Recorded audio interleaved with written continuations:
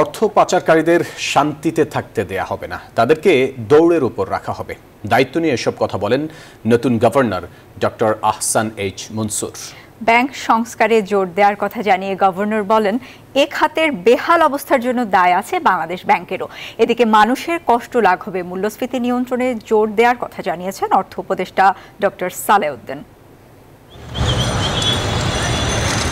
Reserve চুরি সহ গত ১.৫ দশকে অনিয়ম দুর্নীতির নানা অভিযোগ ব্যাংকিং খাতে। ২২,০০০ কোটি টাকার খেলাপি ঋণ বেড়ে দাঁড়িয়েছে ১,০৮,০০০ কোটিতে। ঋণের নামে বের করে নেওয়া হয়েছে ব্যাংকের টাকা। লুটপাটের শিকার অনেক ব্যাংক এখন খাদের কিনারে। তাই নতুন গভর্নরের অগ্রাধিকারের তালিকায় ব্যাংকিং খাতের সংস্কার। জানান, এই বেহাল অবস্থার জন্য দায় আছে বাংলাদেশ ব্যাংকেরও। মূল্যস্ফীতি নিয়ন্ত্রণের পাশাপাশি রিজার্ভ বৃদ্ধিতে মনোযোগ দেবেন গভর্নর। বলেন, এজন্য সমন্বিত উদ্যোগ নিতে হবে। আন্তর্জাতিক আইনের সহায়তা নিয়ে অর্থ পাচারকারীদের দৌড়ের উপর রাখা হবে। খুব একটা আশাবাদী হব যে ডিমনিটাইজেশন ঘোষণা করে দিলাম, ওই কালোটা ওই বস্তাগুলো আর ফেরত আসবে না, ওটা কিন্তু বাজারে চলে আসে। আন্তর্জাতিক আইন কিছুটা এখন হলো সহায়ক আছে এবং এটাকে ব্যবহার করতেই হবে।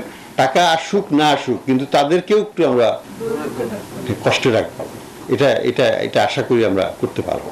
এদিকে সচিবালয়ে মূল্যস্ফীতি নিয়ন্ত্রণ নিয়ে অনুষ্ঠিত বৈঠক শেষে অর্থ উপদেষ্টা বলেন, বাজার স্থিতিশীল রাখতে সব ধরনের উদ্যোগ নেওয়া হচ্ছে। মূল্যস্ফীতি কমবে, তবে তা রাতারাতি নয়। ইতিমধ্যে আমরা কিছুটা দেখতে পাচ্ছেন তো, আমি শুনছি সবজির দাম একটু কমে গেছে, এই কারণেই হোক এটা ইমেজ আসতে করবে। আমাদের আর কোনো এজেন্ডা নাই যে কাকে কি করব, কাকে ধরবো, কাকে ইস্যু করবো, কোনো কিছু না। আমরা একদম আপনাদের জন্য, সবার জন্য আমরা যতটা সময় আমাদের কষ্টের লাঘব করা, মূল্যস্ফীতি যাতে এফেক্ট হয়।